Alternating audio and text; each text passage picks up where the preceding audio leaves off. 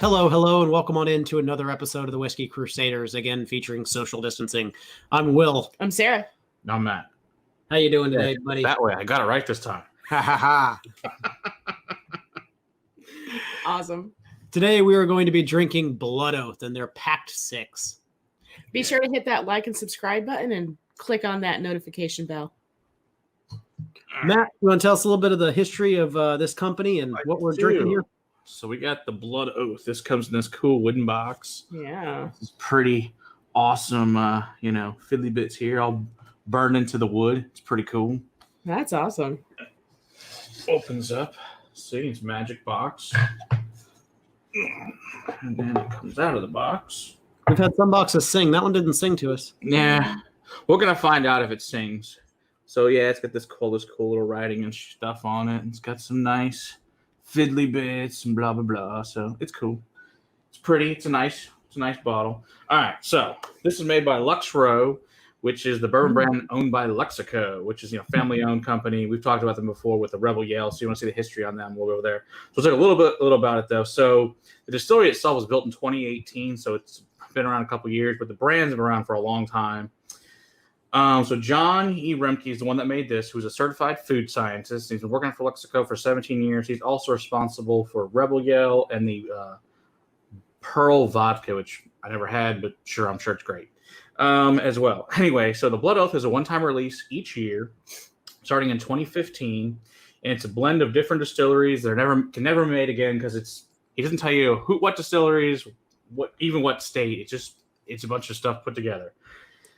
Okay, so it could be forgotten brands, it could be famous brands, it could be crappy found left over in a warehouse. Who the hell knows? So that's what it says. Each one is 98.6 because that's the proof, because that's the temperature of blood.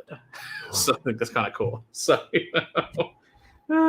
so anyway, so each year he takes a bunch of casks and blends them together. So this specific one, this is the Blood Oath Pact 6. These all are Kentucky Straight Bourbons finished in cognac, and then it is a blend of 3. So they're all Kentucky Straight Bourbons. They're just all traditional rye mash bills, but didn't tell you exactly beyond that what it was. So one's a 14-year, one's an 8-year, and one's a 7-year that also was finished in a cognac casks. And then blend all 3 of them together. But only one's in the cognac, which is the 7-year. So it is very interesting, and we shall see. And it would help if I poured myself some because I forgot to do so. That would be good. It helps a lot. So while we do that, you can get a lot more of the nose if it's in your glass. it helps. I smell air. It's very exciting. You just drink it straight from the bottle. I could do that too. Why not? And you said these were all rye. Yeah, they're all bourbons that are rye mash. Heavy rye. Rye mash, high rye. Yeah. I can definitely get that. Mm-hmm. Well, I can definitely get that cognac finish. There's almost this orange liqueur. Yeah. There's almost this berry forward along with that bourbon. Yeah, it's got a lot of caramel, brown sugar. It's got those strawberry, those little things you suck on, they look like Werther's, but the strawberry flavor ones, little hard candies. Yeah. Strawberry wrappers. It was a lot like that. Some apple, oak, licorice. It's very fruity. Mm-hmm. It is fruity. Fruity and oaky. Oaky. The vanilla, the cinnamon, the caramel tones are very prominent as well. But I get a little bit of that underlying mint and pepper. Mm-hmm. Yeah, but it's also got a boiled peanut and a lemon tart. But then it's got this a horse saddle, and horsehair. And you're riding on the horse through a West Texas dirt ranch out in some dirt in West Texas, with a melted marshmallow like a peep. Ugh, I hate peeps. Well, I can help you. I like regular marshmallows. Yeah. The dusty desert. I can definitely get that. I can get behind that one for sure. And a little bit of the leathery. Mm-hmm. Yeah, all I can think of is like an old Western movie. Yeah. This guy walking around a ranch. That's what it really smells like to me. Is like, I went to school in West Texas, and that it just reminds me a lot of a ranch. Ooh. Mm.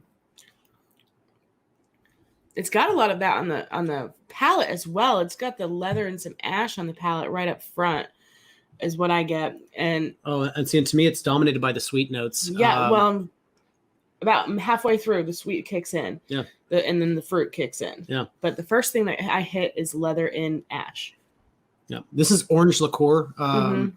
territories as far as just like a sweetness level goes. It's not overly sweet. It's not like sugar added to, but this is definitely a sweet and very orange forward on my palate. Yeah, but it's not citrusy. It doesn't Mm-mm. have that acidic type of citrus note. It's No. just got orange flavoring. It's like you were to have orange Kool-Aid as opposed to an actual like glass of Orange orange juice. Yeah, so cinnamon's really predominant on the finish. But Mhm. it's got like fig pudding, some vanilla custard, raisins, dates, some almonds, allspice, burnt pie crust, like the cinnamon apples at Chili's, Yep.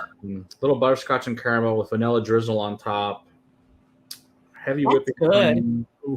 The second sip, brown I actually got sugar. a lot more of that rich, dark, a lot more of that ashy, Uh-huh. a lot more of that char wood forward came through. Yep. Oh, you know what it is? It's those those biscuits at Babes. You put the molasses over them. There you go. And chewy. It's exactly what it is. So you guys never get to go. I don't know if anybody that lives in Texas goes to Babes, which is one of the best restaurants there is. That is exactly what that is a delicious whiskey. Yeah, this is really good. I like the journey that it makes through the palate as it changes. You get a little bit of everything from the ash and leather to the fruit to the sweet. And then that slight spicy cinnamon finish. It's not like gum or Red Hot's finish. It's more like your actual cinnamon spice. Yeah. Totally agree. Yeah. It's like chewing on a cinnamon stick. Yeah. Just, yeah. Not a lot changed with a drop of water. Things kind of Yeah. got dialed down. No hidden secrets got unlocked. I feel like I just kind of lost a lot of the flavor with the water. Yeah. So if you really like the flavor, don't try adding water to it. Yeah. And I like the flavor. It's really good. Me too. Mhm. And as the cinnamon dissipates, that's when it really turns really desserty. Yeah. Oh, and see, to me, the cinnamon keeps on swelling and swelling and swelling, and that's what I'm getting as the finish. Is that cinnamon tingle on my tongue? See, I get the cinnamon on the top of my roof of my mouth and the sides, but on my tongue itself, I get all this sweet vanilla custard. Mm. It's Yeah. just nice, very Like, complimentary. The finish for me is like you were having like an apple cider with like a cinnamon stick in it. Yeah. It has the sweetness that starts about halfway through the palate, and then as it's finishing, you get that cinnamon. So it's kind of melded in, but the cinnamon is the last for me as well. Yes, definitely like an apple cider. Yeah, alcoholic apple cider. It's good stuff. I like it. It's good stuff. I think they did a good job. Yeah, MSRP is about 100, but you can get them for like 85, 90 usually. I was about to ask. So, like I said, it's a one-time release that can never be made. Every year is totally different. You can never get a new one. So, I always like to ask when it's a bourbon over $60 or so, do you feel like this is worth the price tag of $85 to $100? I think it is. I think it's really complex and really different. Which there's plenty of them, and I think that's not the case. I think this, because I have other ones that are definitely way more than this that are not as good as this, or not as complex. Let's put it that way. And at some point we'll get to those too, But yeah, I definitely want to do all of them. We have them all, so we can review all of them at some point, and then do a blind of all 6, which I think will be awesome. Sounds like fun. It does sound like fun. Sounds like a good live. Mm-hmm. All right. Don't forget to hit that like and subscribe button so that you can get notified when we go live on Mondays. Until next time. Keep on crusading for the whiskey in your glass. Cheers. That's good. Good. It's good.